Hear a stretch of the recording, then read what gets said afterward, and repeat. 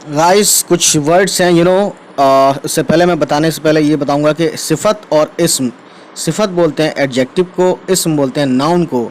तो ये तीन चार वर्ड्स लाया हूँ मैं। जैसे दरिया दिल सिफत है, सॉरी दरिया दिली इस्म है, इसका सिफत होता है दरिया दिल, ठीक है।